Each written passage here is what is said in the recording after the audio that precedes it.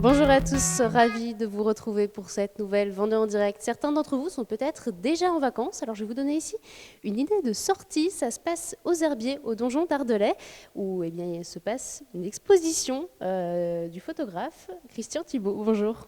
Bonjour. Alors ici, on a vos photos tout autour de nous. Oui. Cette exposition, ça commence le 2 juillet, donc samedi, jusqu'au 4 septembre, donc tout l'été. Déjà, m'expliquer, ça s'appelle Terre et mer de lumière. Terre et mer de lumière. Lumière, tout simplement, parce que c'est ma quête perpétuelle. Chaque jour, pour moi, il y a une quête de lumière. Et toutes mes photos, photographier littéralement, ça veut dire écrire avec la lumière, c'est ce que très modestement, j'essaie de faire. Voilà, en étant toujours en quête de lumière, de beaux instants. Et ce que j'aime bien, c'est photographier parfois des lieux qui sont relativement ordinaires en soi. Mais ce jour-là, il y a une belle lumière. Et c'est mettre en avant la lumière. Ça devient un peu magique, voilà, tout simplement. Alors, il faut préciser, ici, il y a plusieurs étages. C'est un lieu assez exceptionnel.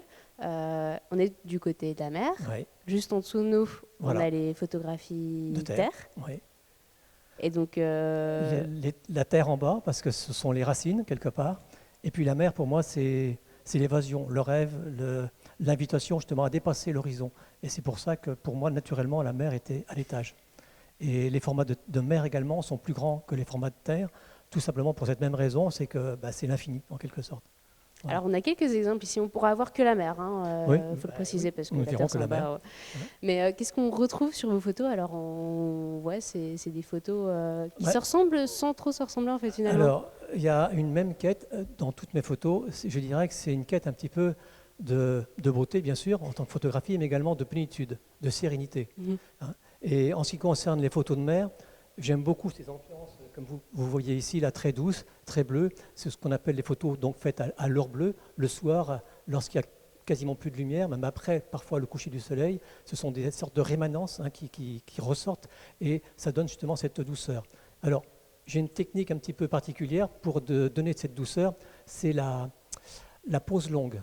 Je ne sais pas si vous savez exactement ce que c'est que la pose longue. Ça veut dire que l'appareil photo est sur un trépied. Et au lieu de faire clic-clac comme une photo habituelle, ça fait clic et environ 30 secondes plus tard, ça fait clac. Et pendant tout ce temps-là, bien sûr, tout ce qui est fixe reste fixe. Non, il n'y a qu'une image toujours, une seule image, mais tout ce qui est fixe reste fixe. Au contraire, ce qui est comme l'eau, les nuages, s'il y a un petit peu de vent, continue de bouger, s'apaiser, et ça donne cette douceur que vous pouvez voir donc sur les images. Et c'est ce que je recherche, voilà. Alors finalement, ces photographies-là, la mer n'était pas forcément calme. La mer n'était pas forcément calme. C'est cette technique-là qui permet... ça dépend. Peut-être pouvoir se mettre par là, qu'on vous voit un petit peu à la lumière. Excusez-moi. Ici, il était déjà calme dans les photos qui sont là. La photo qui est derrière, elle n'était pas très calme, par exemple, celle là-bas, qui est en plus petit. On voit du mouvement. C'est la photo qui sera d'ailleurs exposée en grand format à l'entrée, mais là, c'est un rappel.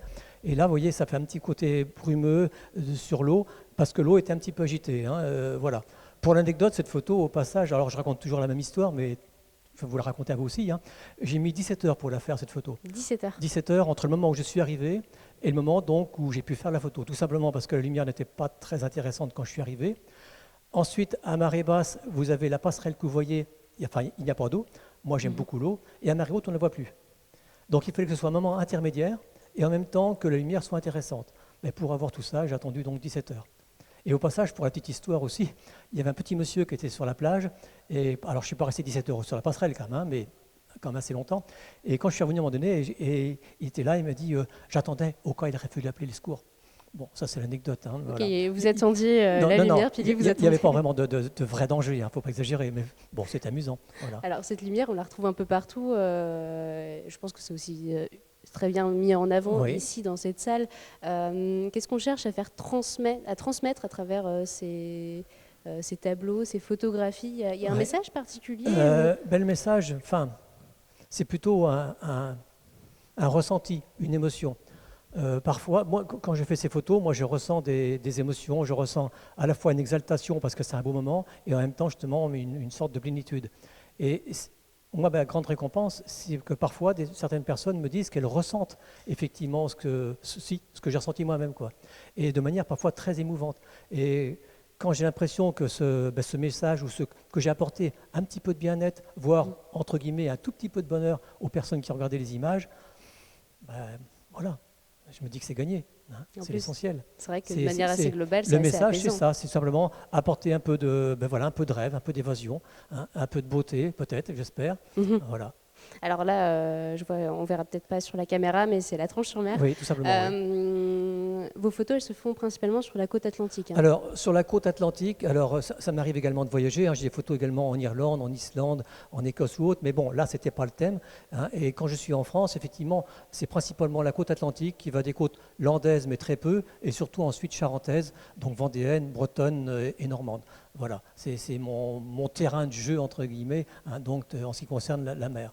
Et c'est vrai que la Bretagne, par exemple, enfin, les côtes bretonnes, je les ai parcourues je ne sais combien de fois, Mhm. effectivement. Hein, je ne sais combien de Et fois. qu'est-ce qui est inspirant aussi, notamment sur nos côtes vendéennes, ça va faire un peu chauvin, mais Ben, les côtes vendéennes, qu'est-ce qui inspire? malgré ce qu'on pourrait croire, on a une très très belle lumière en Vendée.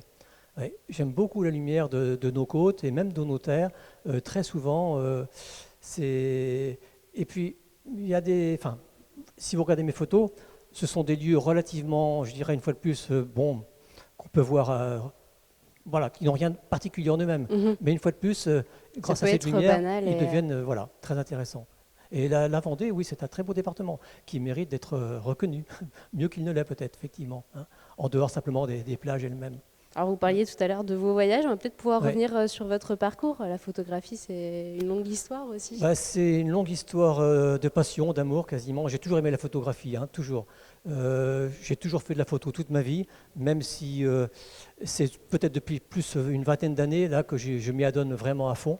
Hein. Avant, j'étais, on va dire, multipassionné, et peu à peu, la photo a pris de plus en plus de place. Et maintenant, c'est vrai que oui, je m'y adonne complètement. Et vous vous décrivez même comme photographe, paysagiste, contemplatif. Oui, oui, parce que voilà, ce sont des moments, enfin, je me répète un peu, mais effectivement, de paix, de sérénité que je recherche. Pour faire toutes ces photos, bien sûr, il y a des démarches. Hein. Pour certaines photos, je dis, ça peut me prendre beaucoup de temps. Parfois, c'est plusieurs mois, plusieurs années. Je retourne jusqu'à ce qu'un jour, parce que j'ai repéré un lieu, jusqu'à ce qu'un jour, effectivement, la lumière me permette de faire la belle photo. Voilà. Donc oui, c'est beaucoup de temps, beaucoup de kilomètres aussi, beaucoup de marche à pied. Et quand je pars toujours une dizaine de jours et en solitaire tout le temps. Pour moi, la photo, c'est un acte solitaire et j'ai besoin de m'imprégner des lieux, de me sentir en harmonie avec les lieux et pour pouvoir en quelque sorte après faire des photos justement. Et qu'on transmet au grand public, comme par exemple ici, Voilà. au donjon d'Ardelais, aux Herbiers. Je voulais enchaîner. C'est que, ensuite, la deuxième partie, c'est l'échange. C'est au moment des expositions. Rencontrer les gens et échanger justement par rapport aux photos. Et ça, c'est un vrai bonheur aussi.